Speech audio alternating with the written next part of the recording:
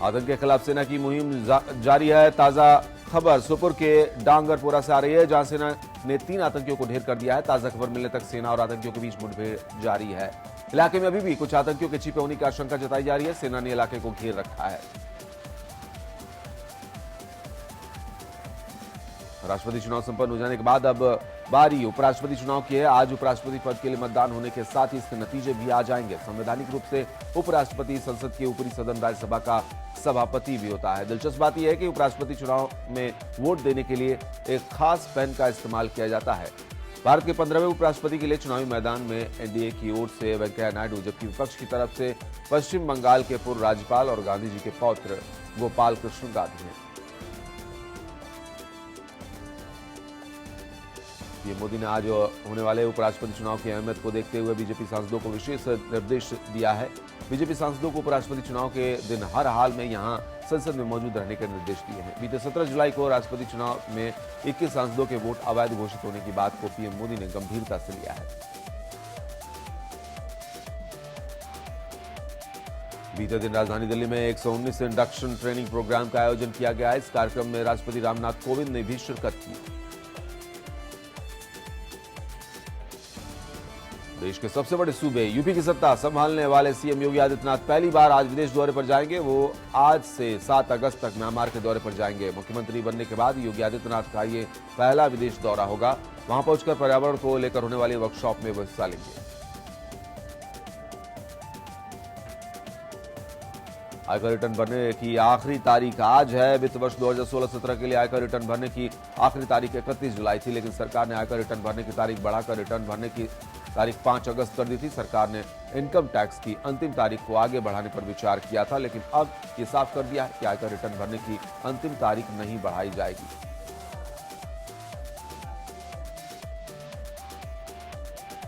Patiala house court national Herald मामले में BJP नेता सुब्रमण्यम स्वामी की याचिका पर आज सुनवाई होगी। पिछली सुनवाई में पटियाला हाउस कोर्ट ने कांग्रेस अध्यक्ष सोनिया गांधी, उपाध्यक्ष राहुल गांधी और अन्य आरोपियों से जवाब मांगा था। सुनवाई के दौरान सुब्रमण्यम स्वामी ने अपराध प्रक्रिया संहिता की धारा 294 के तहत आरोपियों से दस्तावेजों के परीक्षण की मांग की थी।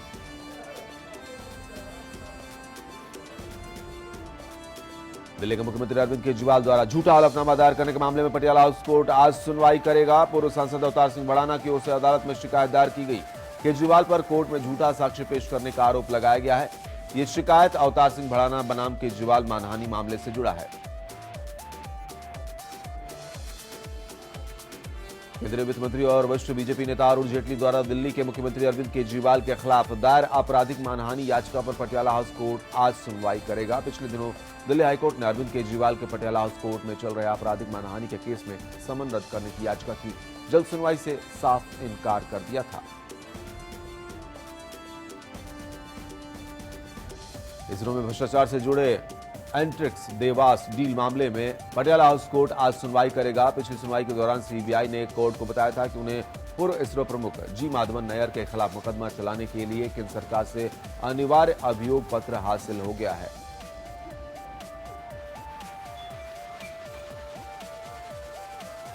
सात साल बाद राम जन्मभूमि विवाद मामले की सुनवाई एक बार फिर सुप्रीम कोर्ट में 11 अगस्त से रोजाना होगी। सुप्रीम कोर्ट ने 3 जजों की बेंच रोजाना अगले शुक्रवार से 2 बजे से इस मामले पर जिरा करेगी। सुप्रीम कोर्ट की वेबसाइट में इस मामले को लेकर विशेष नोटिस जारी किया गया है।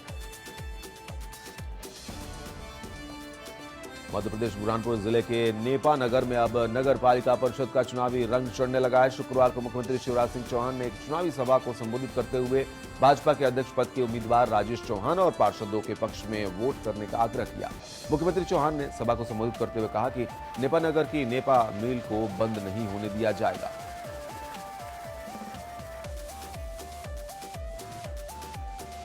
भोपाल के दुर्गानगर बस्ती के कच्चे मकान में पुस्तकालय चलाने वाली मुस्कान अहिरवार का सपना जल्द होगा पूरा। बीते दिन सीएम शिवराज सिंह चौहान ने मुस्कान अहिरवार को 2 लाख रुपए का चेक दिया और साथ में एक कमरे का पक्का पुस्तकालय बनाने का वायदा किया।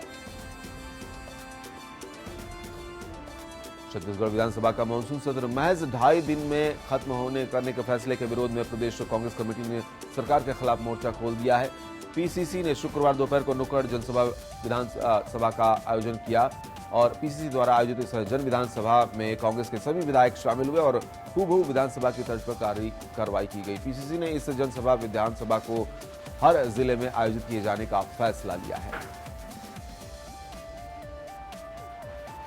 जनता पार्टियों के मंत्री के वो मंत्रियों के भ्रष्टाचार के सवाल इसमें थे, इसलिए अनिश्चितकालीन के लिए विधानसभा को बंद करने का काम किया गया। मॉक असेंबली इसलिए हम लोगों ने लगाई है कि सत्ता पक्ष जन विधानसभा के माध्यम से जन प्रतिनिधि अपने सवाल इस प्रदेश के सत्ता पक्ष के लोगों से पूछ।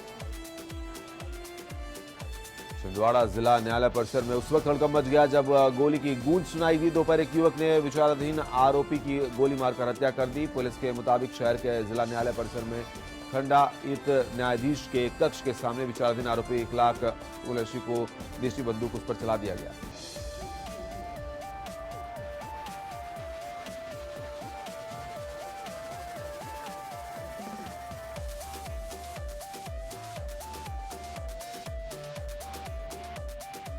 और बीती रात नई दिल्ली रेलवे स्टेशन पर उस वक्त जमकर हंगामा हुआ जब सराय रोहिल्ला ट्रेन में सफर कर रहे एक यात्री से लूटपाट हो गई।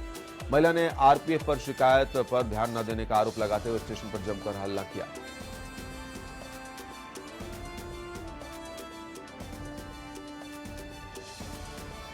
हैदराबाद में लगातार बढ़ते साइबर क्राइम को लेकर चौकस हुई पुलिस को उस वक्त बड़ी कामयाबी मिली जब उसके हत्थे ऐसे गिरोह चढ़ गया जो इंटरनेट पर नकली कैंसर से जुड़ी दवाइयों को ऑनलाइन बेचा करता था।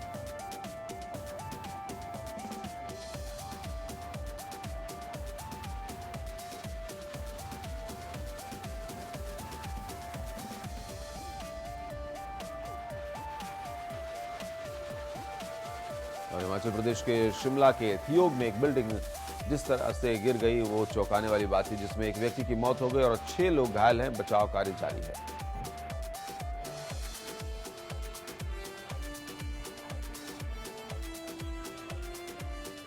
शामली पहुंचे खेल मंत्री चेतन सिंह चौहान ने एक कार्यक्रम को संबोधित करते हुए कहा कि यूपी में 5 साल में योगी सरकार 10 लाख युवाओं को रोजगार देगी। और इस दौरान चौहान ने यूपी के पूर्व एसपी सरकार को घेरते हुए जमकर निशाना साधा। नौकरी खोलने जा रहे हैं हम लोग और सुविधा हम लोग देने जा रहे हैं। हमारी कोशिश उम्मीद कोई भी खिलाड़ी यहाँ से ना जाए। नौकरी में आरक्षण फिक्स कराओगे उनका? हो गया है उनका 2% जो है, हम नौकरियां बंद थी वो हम खाली करवा रहे हैं, हम लोग खुलवा रहे हैं। 11 विभागों में हमारी बात हो गई है। उद्यान और सहकारिता मंत्री उपेंद्र तिवारी ने गोरखपुर में निर्माणाधीन चिड़ियाघर का स्थलीय निरीक्षण किया और कार्य में हो रही लेट लतीफी पर नाराजगी जाहिर की। उन्होंने संबंधित ठेकेदार से कार्य के लागत और समय के संबंध में जानकारी ली, साथ ही कार्य की जल्दी उसे पूरा करने का निर्देश दिया।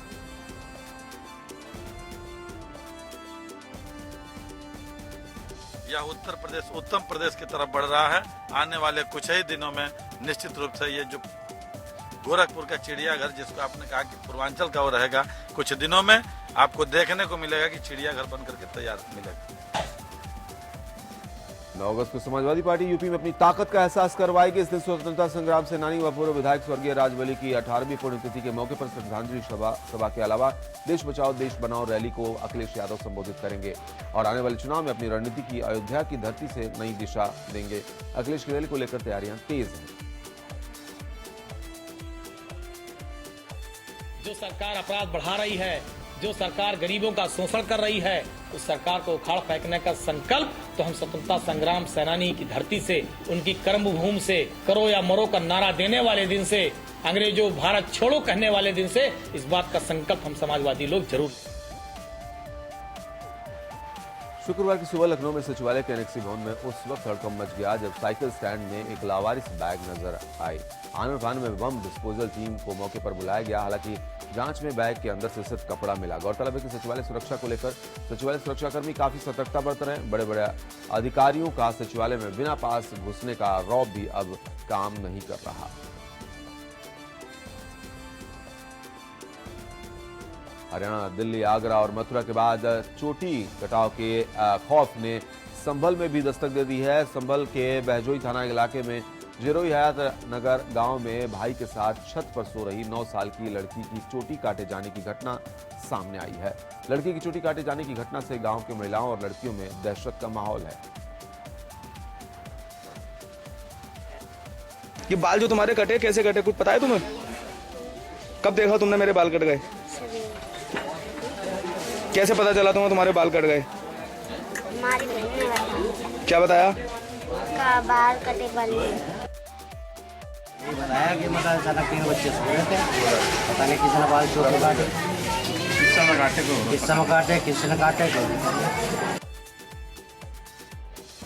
कई राज्यों में महिलाओं की चुटिया काटकर महिलाओं को दहशत में लाने वाली खबर के बाद अब सहारनपुर में चुटिया काटने की घटना ने महिलाओं की नींद हराम कर दी है। ग्रामीण इलाकों में चोटी कटने की घटना के बाद अब लोग रात का पहरा लगाने की बात कर रहे हैं। पुलिस भी शहर शहर चोटी चोर को पकड़ने में विफल होती दिखाई दे रही है।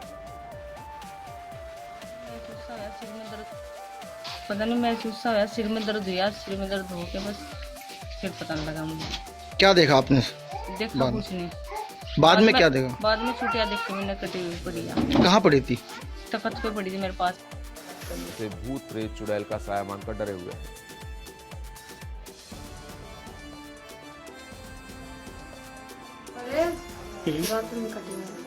कैसे पता कैसे चला?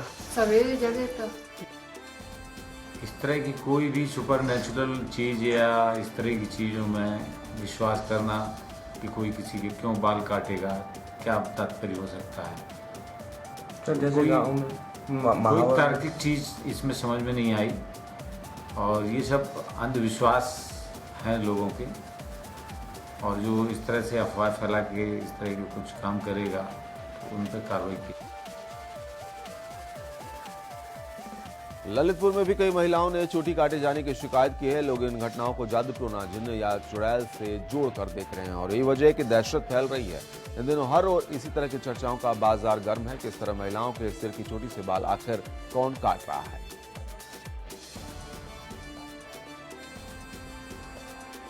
आसमान छूती टमाटर की कीमतों के बाद इस पर लोगों का अनोखा विरोध प्रदर्शन देखने को मिल रहा है। लोग अपने विरोध को दर्ज करवाने के लिए बीते दिन कानपुर में टमाटर लेकर पीएनबी के ब्रांच में पहुंच गए और टमाटर को बैंक लॉकर में रखने की मांग की। पौड़ी के जिला कारागार का डीएम, एसएसपी और अपर जिलाधिकारी ने औचक निरीक्षण किया और कैदियों से मुलाकात कर उनकी समस्याओं को जाना और व्यवस्थाओं का जायजा लिया। कैदियों ने जिलाधिकारी को अवगत कराया कि उन्हें गुणवत्ता युक्त खाद्य सामग्री, पेयजल व दवाइयों का वितरण समय से नहीं हो पा रहा है। शौचालय और पुस्तकालय की सुविधाएं भी नहीं मिल पा रही है। ऐसे में जिलाधिकारी ने कैदियों की समस्याओं का निस्तारण करने के लिए जेल अधीक्षक को आवश्यक दिशा निर्देश दिए।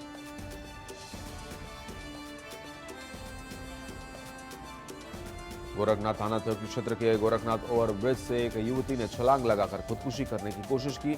लड़की के छलांग लगाने की जैसे ही पुलिस को जानकारी मिली, पुलिस ने मौके पर पहुंच लड़की को गंभीर हालत में हॉस्पिटल पहुंचाया, जहां उसका इलाज किया जा रहा है। भले ही योगी सरकार में स्वास्थ्य सेवाओं को सुधारने के लाख दावे किए जाते रहे हों, लेकिन जमीनी हकीकत कुछ और है। जहां प्रसव पीड़ा से करार रही महिला को परिजन उन्हें बैलगाड़ी के सहारे लेकर अस्पताल पहुंचे और अस्पताल परिसर में सरकारी एम्बुलेंस खड़ी हुई दिखाई दी। परिजनों ने 108 और 102 नंबर पर एम्बुलेंस बुलाने के लिए फोन किया, लेकिन उसका कोई जवाब न मिलने पर परिजन मजबूरन प्रसूता को बैलगाड़ी में डालकर अस्पताल लेकर पहुंचे। खड़ी एम्बुलेंस के स्टाफ से जब पूछा गया तो उनका कहना था कि गाड़ियों में डीजल नहीं है।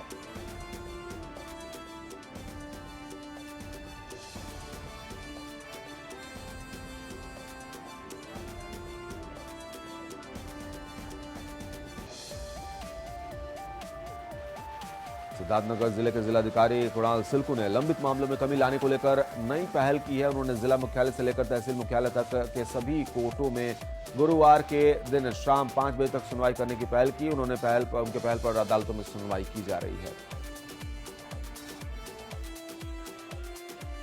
कोर्ट में भी बहुत सारे केसेस आते हैं जो कि पेंडिंग रहते हैं और उसमें ये कहीं ना कहीं आभास हो रहा था कि बहुत बार कई कारणों से वकीलों की हड़ताल भी हो जाती है, बहुत बार पीओ नहीं बैठ पाते हैं, अन्य प्रशासनिक कार्य रहते हैं, तो उससे जो आवश्यक फाइलें हैं वो कहीं ना कहीं अनावश्यक डिले हो रही है। तो प्रयास ये किया कि एक दिन ऐसा तय किया जाए कि जिस दिन सारे वकील भी मौजूद रहे, सारे प्रिसाइडिंग ऑफिसर भी मौजूद रहे और उसके बाद उन सारे पक्षों को सुनते हुए निस्तारण किया जाए।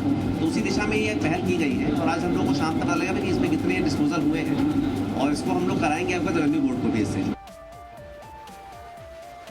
शुक्रवार को एटा पुलिस को बड़ी कामयाबी मिली। पुलिस ने मुठभेड़ के बाद 2500 के इनामी बदमाश समेत 5 शातिर बदमाशों को गिरफ्तार करने में कामयाबी हासिल की।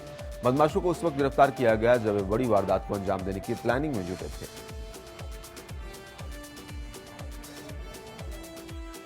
ये बहुत ही बड़ा गैंग था और जो छोटी मोटी लूट की घटनाएं आसपास के जनपदों में भी हुई हैं, इनके द्वारा वो की गई बताई भी गई है। तो आसपास के जनपदों से बात करके इसमें ये बहुत बड़ा खुलासा है और मेरी तरफ से पुलिस की टीम को जिसने ये गिरफ्तारी करी है 5000 रुपये का इनाम दिया जाएगा। दिल्ली पुलिस और यूपी एसटीएफ की टीम को शुक्रवार को अहम कामयाबी मिली। मेरठ में दिल्ली के डॉक्टर श्रीकांत अपहरण मामले में 2 मास्टरमाइंड अनुज और सुशील को गिरफ्तार कर लिया गया। दिल्ली पुलिस ने इन दोनों पर 50-50 हजार का इनाम रखा था। यूपी बीएसपी में आए राम गया राम का सिलसिला जारी है। सिलसिले में इलाहाबाद में 5 दर्जन से अधिक बीएसपी पदाधिकारियों और नेताओं ने बसपा से सामूहिक इस्तीफा दिया। इस्तीफा देने वालों में बसपा सरकार में मंत्री रहे हीरामणि पटेल और बसपा के पूर्व विधायक आसिफ जाफरी के अलावा 2 दर्जन से अधिक बसपा मुस्लिम नेता भी शामिल हैं। इस्तीफा देने वाले बसपा नेताओं का कहना है कि वो जल्द ही आपस में बैठकर समान विचारधारा वाले लोगों के साथ मिलकर उनकी पार्टी में वो शामिल होंगे।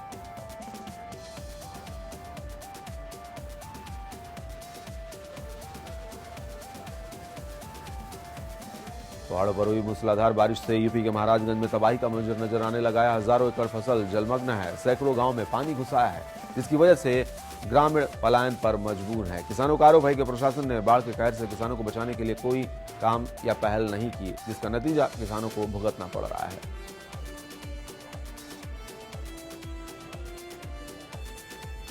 कालाडूंगी रोड पर देर शाम हुई भीषण सड़क दुर्घटना में पति पत्नी की मौत हो गई। पुलिसकर्मी कैलाश देवराड़ी, जो कि नैनीताल पुलिस लाइन में तैनात थे, अपनी पत्नी नीलम के साथ मोटरसाइकिल से अपने भतीजे के बर्थडे मनाने के लिए कालाडूंगी जा रहे थे। तभी भांगड़ा पुल के पास विपरीत दिशा से आ रही कार ने उन्हें टक्कर मार दी, जिसमें दोनों पति पत्नी घायल हो गए, लेकिन अस्पताल पहुंचने से पहले ही दोनों ने दम तोड़ दिया।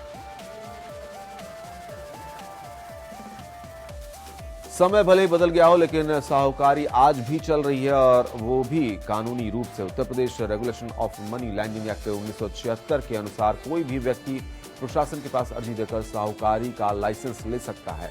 इस एक्ट में कई प्रावधान हैं, जिसके मुताबिक लाइसेंस लेने वाला पैसे वापस लेने के लिए बाहुबल का प्रयोग नहीं कर सकता। शिकायत मिलने पर लाइसेंस निरस्त हो सकता है। साहूकार आरबीआई की गाइडलाइंस से ज्यादा ब्याज नहीं ले सकता। प्रशासन के मुताबिक ये व्यवस्था उन इलाकों में ज्यादा प्रभावी है जहां बैंक अभी तक नहीं पहुंच पाए हैं।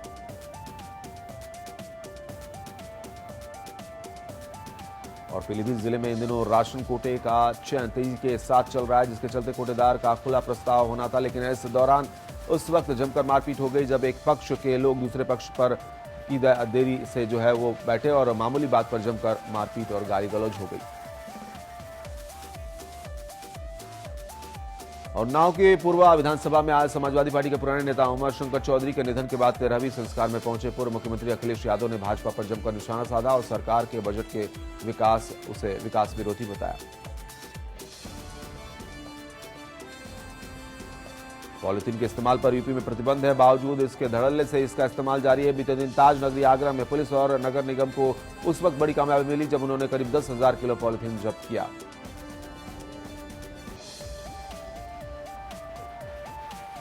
शामली में दादी की फटकार से नाराज एक युवती मोबाइल के टावर पर चढ़ गई। युवती के मोबाइल के टावर पर चढ़ने से उसके परिवार में हड़कंप मच गया। युवती को देखने के लिए सैकड़ों लोगों की भीड़ मौके पर जमा हो गई। गांव वालों और पुलिस ने बमुश्किल युवती को समझा बुझाकर टावर से नीचे उतारा।